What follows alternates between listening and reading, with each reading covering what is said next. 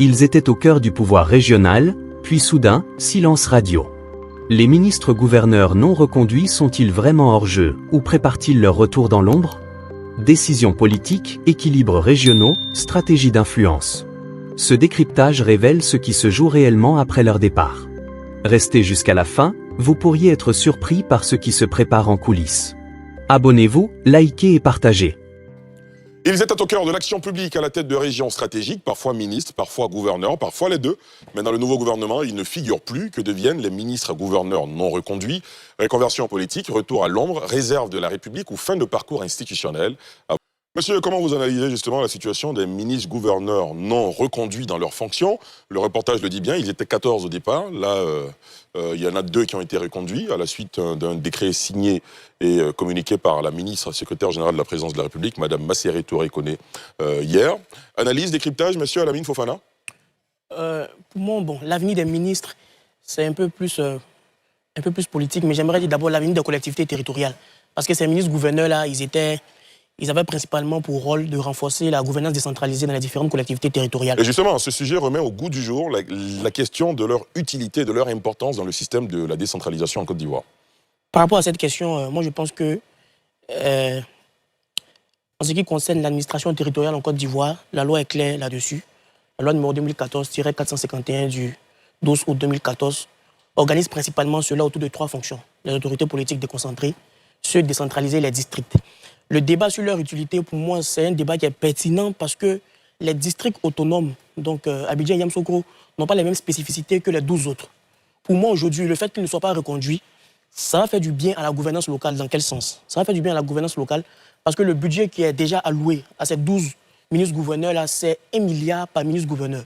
Donc, ils sont au nombre de 12.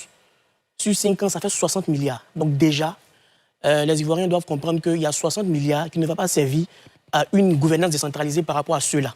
Donc, pour moi, déjà, ça fait déjà du bien aux caisses. Deuxième chose, c'est est-ce qu'ils sont utiles ou pas? Pour moi, déjà, on a, par exemple, contrairement à Abidjan, par exemple, Abidjan, il n'y a pas de conseil régional à Abidjan.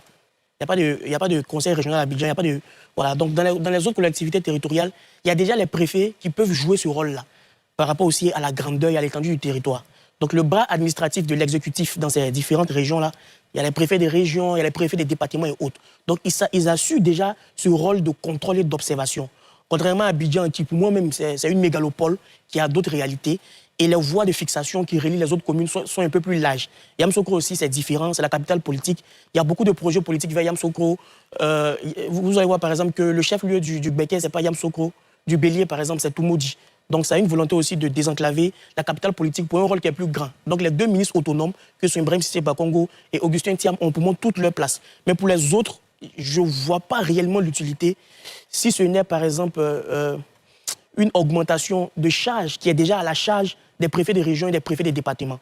Donc, pour moi, le fait qu'ils seront libérés, ça va permettre aussi de renforcer le pouvoir politique des maires et des présidents de conseils régionaux sur des zones où il y avait beaucoup d'hésitation. Finalement, on ne sait pas si c'est le conseil régional qui doit agir, si c'est la mairie, bon, ou bien si c'est le ministre-gouverneur du district. Ça va permettre de les libérer. Ça va permettre aussi d'éviter la lourdeur administrative.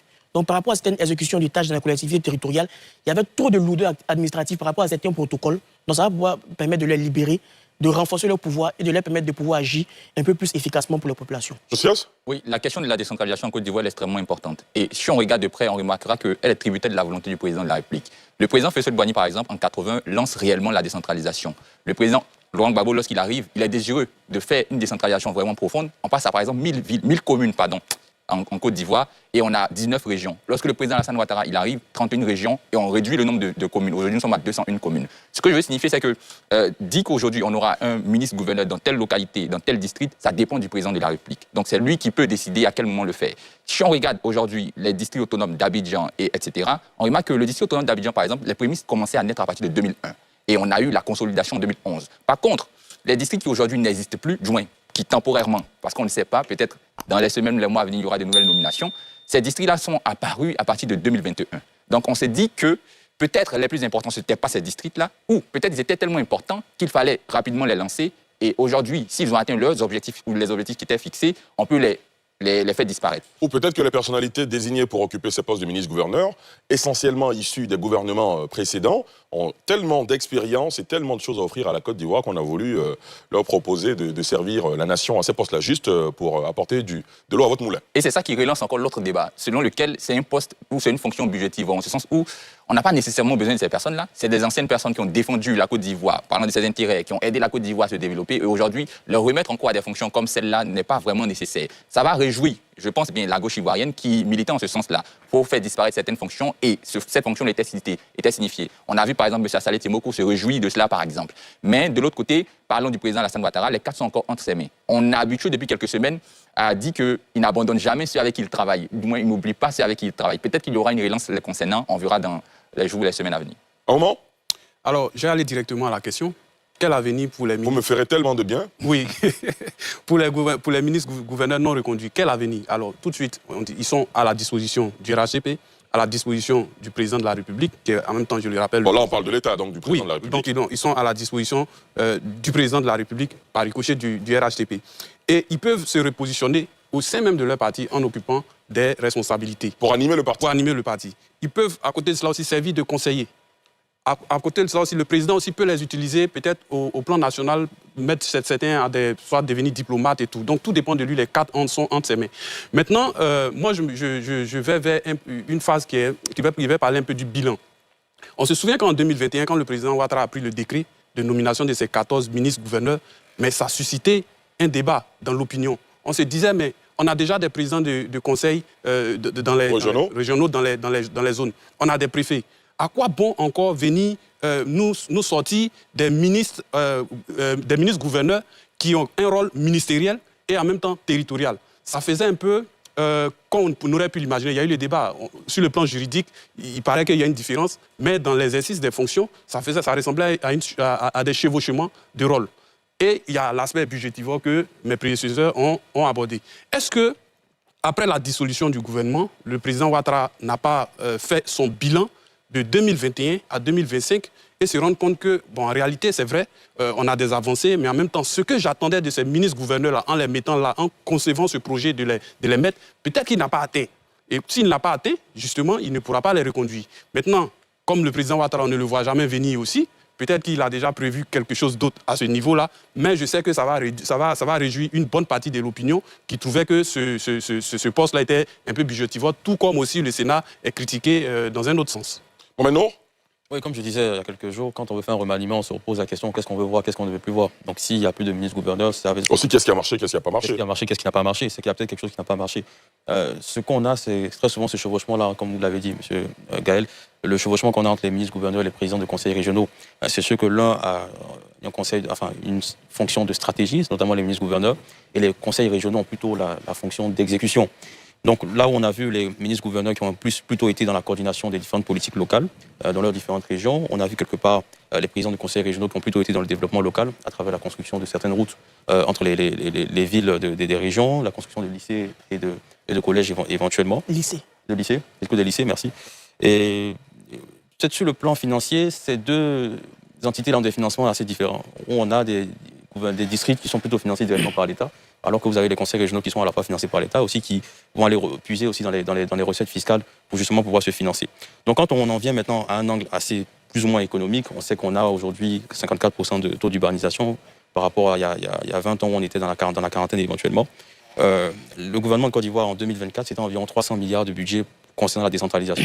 On s'est beaucoup inspiré du modèle marocain, on a vu pendant la CAN les différentes grandes villes qu'on a, on a envie justement que le pays ait plusieurs grandes villes. Donc on se repose la question, qu'est-ce que vont devenir les préfets s'il n'y a plus de ministres-gouverneurs? Est-ce que les préfets vont reprendre du terrain? Est-ce que justement les présidents de conseils régionaux également vont reprendre du terrain? On aura le temps d'en parler tout à l'heure. Et aussi les mairies, est-ce que l'État va directement intervenir quand on sait que les ministres-gouverneurs faisaient une sorte de miroir justement entre l'État et les conseils régionaux? Un rôle de coordonnateur de l'action. Voilà, merci, de coordonnateur. Donc on verra bien ce que ça deviendra, ou s'ils seront reconduits. Et puis pour terminer rapidement, c'est que quand on n'est plus ministre-gouverneur, je pense qu'on peut servir son pays sans être ministre. Donc vous l'avez si bien dit, le président Ouattara n'oublie jamais ceux avec qui il a travaillé, mais ceux avec qui il a travaillé doivent aussi comprendre qu'il y a d'autres moyens de servir le pays que d'être ministre-gouverneur. Alassane, bravo. Oui, la question que je me pose, c'est que est-ce que le fait de ne pas les reconduire voudrait aussi de fait acter la suppression du du poste. Du poste, voilà, de ces districts qui ont été créés à l'intérieur du pays. Mais moi, je suis un peu mitigé. Pourquoi je suis mitigé? Parce que d'une part, je comprends, j'entends les critiques qui disent que entre griffes, ce sont des postes garage pour d'anciens membres du gouvernement, des inconditionnels du président Ouattara qui sont sortis du gouvernement. Parce qu'effectivement, quand vous regardez la liste, plus de la moitié a été membre du gouvernement ou plus de la moitié fait partie des inconditionnels du président Ouattara. Là, ça fait que je suis mitigé. Mais en même temps, on a vu certains ministres gouverneurs qui ont posé des actions. Je vous demanderai peut-être de me citer des actions concrètes que certains présidents de conseils régionaux de 2021 aujourd'hui ont posé. On va chercher. Mais est-ce que c'est pas parce qu'ils sont un peu effacés? Mais ne parlez pas tous à la fois. Non, j'avais une question. Est-ce que c'est pas parce qu'ils sont un peu effacés? Non, malheureusement, on n'a pas le temps de répondre à cette question parce qu'on doit aller à NCI News. Terminez votre propos. Mais moi, j'ai vu des ministres gouverneurs qui ont posé vraiment des actions concrètes. Il y en a qui sont allés chercher des investisseurs hors du pays pour venir organiser des journées, par exemple celui du Denguélé. Je crois le ministre Daoussou Touré, que j'ai vu partir jusqu'en Turquie, chercher des investisseurs, organiser une journée de promotion à Odiéné, où il a fait revenir des fils et filles d'Odiéné dans cette partie du pays-là, pour mener au cours d'une journée des réflexions ensemble sur le développement du Denguélé. Donc moi, je pense que si ce sont des actions qui sont à saluer, ça veut dire qu'il y a utilité quelque part de les avoir. Maintenant, la question du budget, bien évidemment, un budget, ça se discute. S'ils avaient 10 personnes dans le cabinet, on peut réduire à 5 personnes ou à 3 personnes. Mais leur utilité, ça fait que je suis mitigé quand d'autres ont posé de belles actions. Évidemment, dans la suite du débat, on va revenir sur l'utilité ou non des ministres gouverneurs dans l'ossature politique et institutionnelle de la Côte d'Ivoire. Vote Alamine Fofana. La ligne de démarcation de les prérogatives n'est pas mise pour moi. Parce que les ministres gouverneurs, ce n'est pas des acteurs de développement. Hein. Les ministres gouverneurs, en réalité, c'est des acteurs d'observation. Les acteurs de développement, c'est le maire et le président du conseil régional. C'est ceux-là qui ont du budget pour pouvoir exécuter leur politique publique. Donc les ministres gouverneurs, d'abord même, les autorités déconcentrées d'abord, par principe, c'est pas pour rapprocher l'État des populations. Voilà, exactement. Donc c'est pour un travail de lobbying au niveau de l'État. En fait, en réalité, dans la psychologie de la décentralisation, c'est pour éviter les cessions. Donc c'est pour éviter que, par exemple, les collectivités territoriales, maires, présidents du conseil régional, deviennent tellement puissants à un niveau où ils pensent, par exemple, créer l'État de Boaké, l'État de Yamoussoukro. Donc l'État central envoie les préfets d'abord pour contrôler et pour maintenir une présence étatique centrale au niveau des collectivités territoriales. Donc déjà, sur le principe, pour moi, c'est deux aspects différents. Maintenant, les ministres gouverneurs, contrairement aux autorités politiques déconcentrées classiques, eux, ils ont une particularité. C'est que les ministres gouverneurs, ils sont à la fois décentralisés et déconcentrés. Déconcentrés dans le sens où ils sont nommés, décentralisés dans le sens où ils ont un budget. Ils ont un budget de fonctionnement, ils ont un budget d'investissement, contrairement au préfet qui n'a pas un budget d'investissement et de fonctionnement. Maintenant, là où le débat se pose, c'est par rapport au caractère budgétivore de ces ministres-là. Parce qu'on constate qu'on ne peut pas comparer... Est-ce que finalement, tout le monde est unanime que c'est budgétivore? Parce qu'on peut s'accorder sur la conclusion du fait que ce soit budgétivore dans la mesure où il y a de l'argent qui est dépensé, mais il n'y a pas d'impact sur le terrain. Est-ce qu'on a la preuve que finalement... voilà, est-ce qu'on est tous d'accord, unanime, que ce sont des fonctions budgétivores? Les ministres gouverneurs, par rapport aux ministres gouverneurs. Oui, bien sûr. Mais déjà, même, ils n'ont même pas, par exemple, quand on prend les 12 autres ministres gouverneurs, ils ont 1 milliard l'année. Pour montrer à quel point ils n'ont pas un budget pour pouvoir développer. Ceux qui font le développement, ce sont les maires et les présidents de conseils régionaux. Maintenant, eux, ils viennent en appui de contrôle, ils vont faire quelques projets de part et d'autre. Donc, ce n'est pas des acteurs de développement direct. Vous allez voir rarement... Ce ne sont pas les acteurs de développement direct, mais ce sont des acteurs qui coordonnent le développement de la région. Qui pilotent la stratégie. Exactement, qui pilotent la stratégie. Les ministres gouverneurs. Oui. Les ministres gouverneurs du district autonome, c'est différent de ces 12 autres ministres gouverneurs-là. Ceux qui coordonnent, par exemple, qui coordonnent la stratégie de développement de la commune de Yopougon, c'est le maire de Yopougon. Lui qui coordonne la stratégie de développement de la région, par exemple.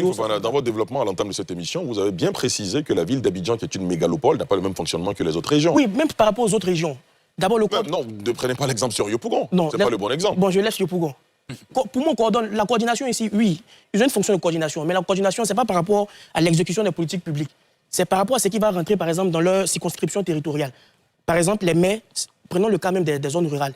Les maires, par exemple, ils gèrent la ville, disons la commune, et puis les villages qui sont à 10 km. Donc, au-delà de 10 km, on rentre dans le champ du conseil régional. Donc, par exemple, le district, au-delà aussi de la délimitation du conseil régional, on va les toucher. Donc, ils vont intervenir, par exemple, sur des routes qui relient, etc. Donc, pour moi, il ne faut pas aussi confondre les différentes fonctions, quoi. Alassane? Alors, en 2023, en janvier exactement, le Premier ministre Patrick Haché a reçu l'ensemble des 14 ministres gouverneurs. Et il leur a rappelé leur mission essentielle de veille sur le développement local. Merci d'être resté jusqu'à la fin. Donnez votre avis en commentaire. N'oubliez pas de vous abonner, de liker et d'activer la cloche de notification pour ne rien rater de nos prochaines vidéos.